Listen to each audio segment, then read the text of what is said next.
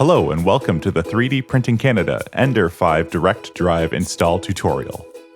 Today we will be installing a direct drive kit on a customer's printer. Going direct is a great way to improve print quality and makes printing flexible as possible. The components required for this installation include the wrench kit and Allen key kit that came with the printer. The Ender 5 Direct Drive kit includes all the rest of the things you will need for the conversion. Let's go over a breakdown of all the things that come in the Ender 5 Direct Drive kit. Included is a piece of tubing for cable management, a machined aluminum replacement backplate, an extruder motor extension cable, a pneumatic fitting and a piece of PTFE that's been pre-cut, a variety of screws and bolts required for the job, some zip ties, and some 3D printed parts and spacers required for the conversion process. Our first step will be disassembling the extruder assembly. Notice that this customer has installed an official Creality metal extruder. Start by unplugging the extruder wire and tucking it away for safety. Use your clippers that came with the printer to clip off the zip tie that's closest to the extruder. Now let's begin disassembling the extruder. Use your Allen key and take off the extruder arm.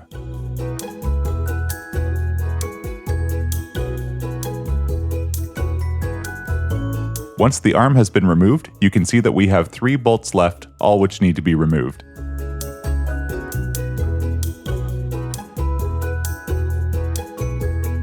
Before removing the last bolt, make sure that you keep a hand at the back of the extruder motor so it doesn't go flying off. At this point, the motor should slide out the back. Set the motor aside, and now it's time to reclaim our main extruder body. If the pneumatic fitting doesn't come off by hand, use a wrench that's included in your kit to loosen it.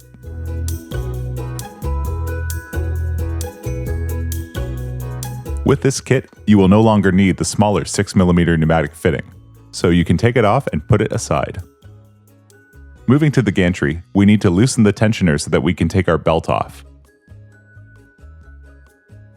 Using your Allen key, loosen the 2 T-nuts holding the tensioner in.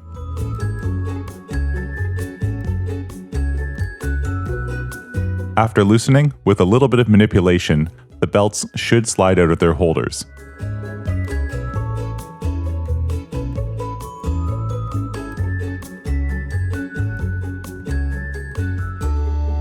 To do this job properly, we have to completely disassemble the Hotend assembly and gantry plate.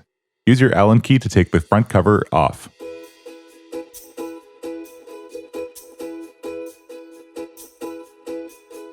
Again, we will take our clippers and clip the zip tie closest to the Hotend assembly.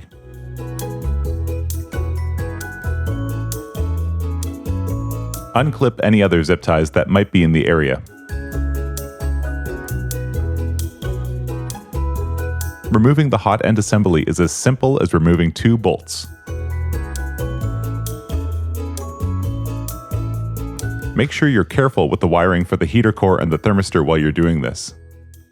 Set the Hotend assembly to the side. Now it's time to take the plate off. Using the big wrench that came with your kit and an Allen key, we're going to loosen up the top 2 wheels so that we can take the whole assembly off.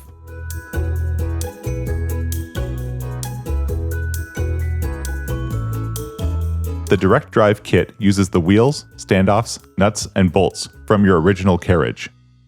Using your wrench and Allen key, take all these parts off, group them together, and set them aside.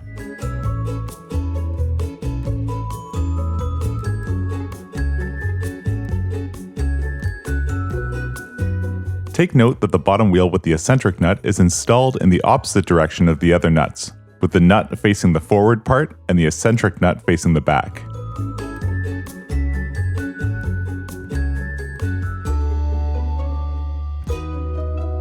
After all is said and done, take your old plate and set it aside. Here are all the parts for the new Carriage assembly.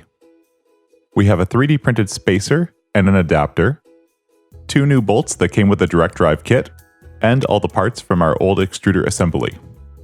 Take the spacer and we're going to put it right on top of the motor. The main extruder body is going to fit right on top of that. Let's take a second here to confirm the orientation of our extruder motor plug. It should be off to the left, nearest to the exit hole of the filament on the extruder body. We can reinstall the original tapered bolt that came with the extruder in the tapered hole of the extruder body.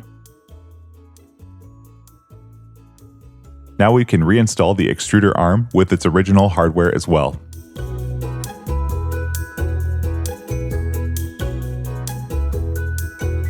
Let's inspect our adapter next. You'll notice it has a nice little groove that fits perfectly into Creality extruders.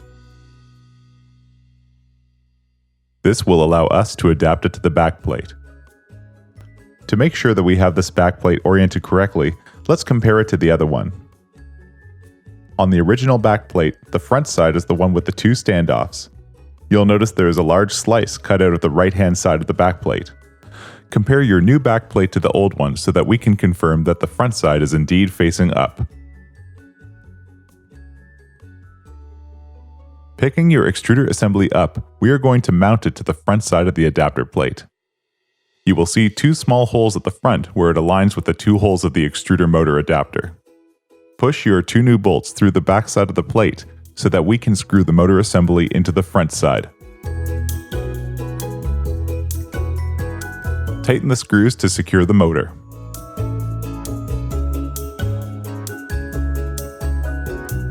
In our next step, we will be attaching the two top wheels to the plate, the ones without the eccentric nuts.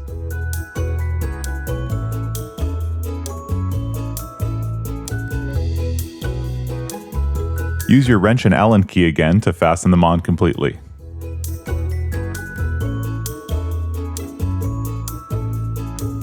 At this point, it looks like things are really starting to come together now. I really like the aluminum look of the plate. Before mounting the carriage or screwing in the hot end, we have to change our cable management situation so that things will work properly with the installation. If you notice, the whole hot end assembly cable right now is going over the top of the frame. What we have to do is take it and fish it through the back and out the right-hand side of the printer. Ultimately, all the cables will be coming out of the box and they should just go out the right-hand side of the printer without being wrapped around any other extrusions. If you notice the wires are getting a little kinked, make sure that you rotate the hot end assembly to straighten them out again. We need to add some extra length to our cables, so to do that, we're going to undo any straps that are holding them to the corner of the frame. Ideally, if there are any straps holding the cable assembly to the bottom of the frame as well, we want these to come out too. The path of the wires should be right from the control box, leading up to the gantry, and they should be allowed to move freely. Now we can mount the carriage. Take your carriage and put it on the top of the extrusion. Then take your bottom wheel, eccentric nut, and the whole assembly and put it on the bottom, and we're going to reattach it while it's on top. You'll notice that I installed the bolt in the opposite way it came, with the nut in the front. This shouldn't create any problems. Once the bolt is pushed through, take your eccentric nut, push it on, then we're going to put the wheel on and secure it with the nut.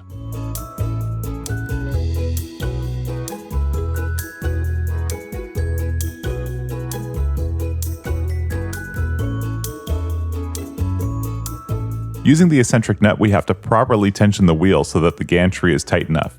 Notice that it's wiggling here, that means it's too loose. Turn the eccentric nut until you start to feel it tighten up. Don't over-tighten it, as this is going to lead to pitting and other anomalies. Simply tighten it enough so that the carriage is secure. The rolling action of the carriage should feel very smooth. At this point, we can reattach our belt ends. If you run into problems here, chances are your belt has come off the X motor teeth or the idler gear to the left.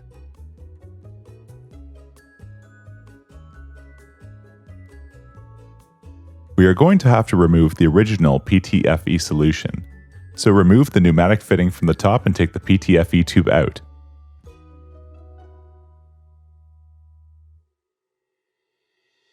Now we are going to install the pneumatic fitting and the piece of pre-cut PTFE that came with the kit. This customer wanted Capricorn and had it already, so we pre-cut a piece of Capricorn instead. Insert the PTFE into the top of the pneumatic fitting and start pushing it down. Screw the pneumatic fitting into its threads about halfway, then stop. Push the remaining PTFE down using a lot of force to make sure it's seated properly. Then we can screw in the pneumatic fitting the rest of the way.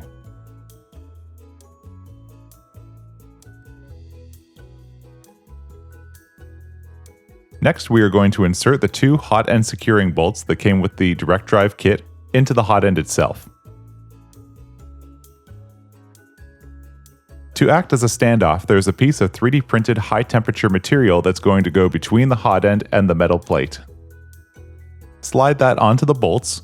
Then, you can slide the Capricorn tube into the orifice at the bottom of the extruder body and then screw the hot end into place.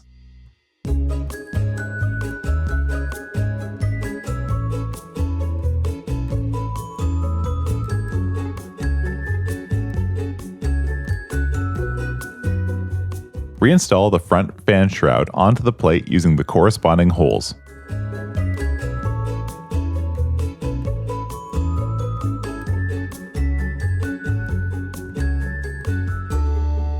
We have reinstalled our belt, but we haven't retensioned it. To retension the belt, put some pressure on it and then use your Allen key to tighten up the T-nuts. Since we're using a direct drive system now, there is no need to have our Bowden tube connected to the wiring harness.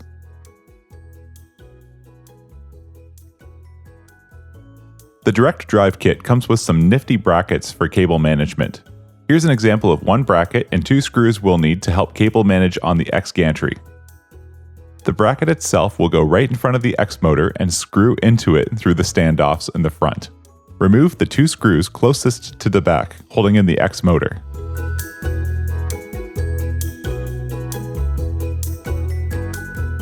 Put the 2 screws through the cable management mount and then you can slide them into place.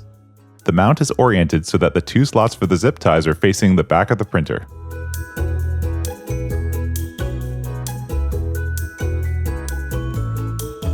In order to make sure that we have enough cable available for the movement of the printer, move the gantry all the way to the front and then all the way to the leftmost side. In this position, with a tiny bit of slack, use zip ties to secure the wiring harness to the cable management system. We don't want to add unnecessary strain onto our cables, so make sure that they aren't pulled taut but there's a nice little curve to them as not to wear out our wires. Then you can secure them.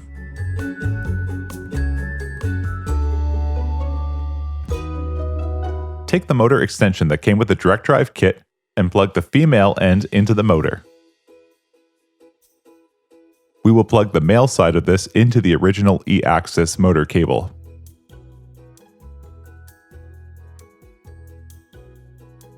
Use a few zip ties to neatly attach the extension cable to the wiring harness, again making sure not to put any pressure or pull on any of the connections.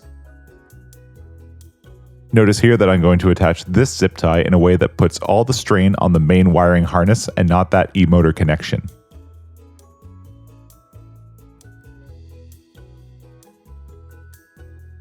Use your clippers and clean your work up. For just a little bit of effort, now you've got yourself a great direct drive system. This system does not require any software flashing and you can just load your filament right through the top. We kept our spool holder right where it was and we used our existing PTFE to help guide the filament. We hope you enjoyed this guide.